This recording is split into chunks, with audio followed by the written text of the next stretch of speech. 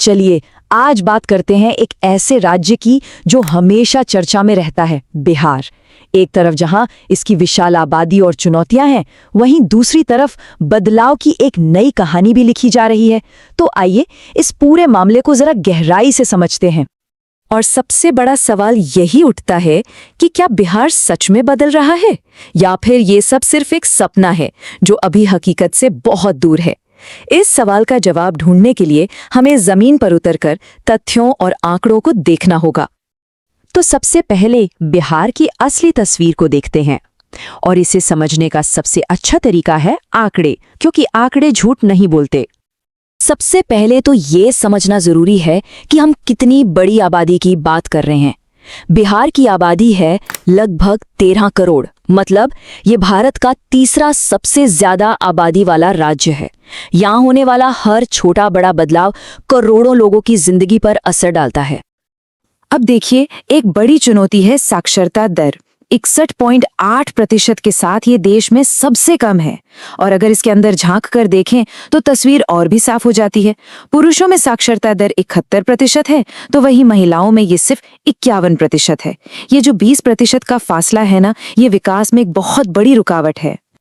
गरीबी, ये भी एक कड़वी सच्चाई है। राज्य की करीब 33% आबादी गरीबी रेखा से नीचे जी रही है। इसका सीधा सा मतलब है कि बिहार में हर 3 में से 1 इंसान अपनी बुनियादी जरूरतों के लिए आज भी संघर्ष कर रहा है। तो इन सब चुनौतियों का नतीजा क्या होता है? नतीजा है नौकरियों के लिए बड़े पैमाने पर पलायन। बेरोजगारी दर लगभग 12% के आसपास है, और क्योंकि राज्य में बड़े उद्योग या फैक्ट्रियां कम हैं, ये समस्या और भी गंभीर हो जाती है। लेकिन रुकिए, कहानी यहीं खत्म नहीं होती। बिहार की कहानी सिर्फ समस्याओं की कहानी नहीं है। चलिए अब तस्वीर का दूसरा पहलू देखते हैं कि बदलाव की उम्मीद कहां-कहां से जग रही है। इतनी चुनौतियों के बावजूद पिछले कुछ सालों में तरक्की भी हुई है। सड़कों का जाल बिछ रहा है, स्कूलों में बच्चों की संख्या बढ़ रही है, स्वास्थ्य सेवाओं में सुधार हो रहा है, और तो और अब टेक और स्टार्टअप्स की भी बातें होने लगी हैं। जमीनी स्तर पर जो सबसे बड़ा और साफ दिखने वाला बदलाव आया है, वो है इंफ्रास्ट्रक्चर में। पिछले 15 से 20 सालों में सड़कें गांव-गांव तक पहुंच गई हैं। इससे न सिर्फ आना जाना आसान हुआ है, बल्कि विकास के लिए नए रास्ते भी खुले हैं। ऐसा ही एक पॉजिटिव बदलाव शिक्षा में भी दिख रहा है। स्कूलों में बच्चों का नामांकन यानी एडमिशन तेजी से बढ़ रहा है, और सबसे अच्छी बात यह है कि लड़कियों की पढ़ाई पर खास ध्यान दिया जा रहा है, जो एक बहुत ही अच्छा संकेत है। तो हमने तरक्की तो देखी, लेकिन ये मान लेना कि सब कुछ ठीक हो गया है, ये भी सही नहीं होगा। बदलाव का ये सफर अभी लंबा है, और कई चुनौतियां आज भी मुंह बाए खड़ी हैं।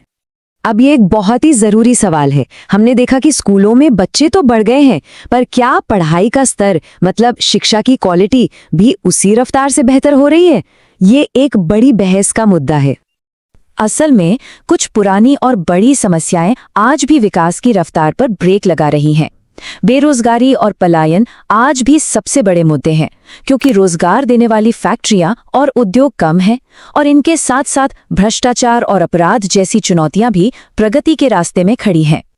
तो इन सभी समस्याओं और बदलावों को देखकर मन में सबसे बड़ा सवाल यही उठता है कि असली टिकाऊ बदलाव लाएगा कौन? चलिए अब समस्याओं से हटकर जिम्मेदारी की बात करते हैं। और यहीं पर हमें खुद से ये पूछना होगा कि क्या किसी भी राज्य को बदलना, उसे आगे ले जाना, क्या ये सिर्फ और सिर्फ सरकार की जिम्मेदारी है, या फिर इसमें हर एक नागरिक की भी कोई भूमिका होती है? देखिए, असली बदलाव के लिए जिम्मेदारियों को बांटना होगा। सरकार का काम है सुविधाएं देना, सड़कें बनाना, स्कूल खोलना, अस्पताल तैयार करना।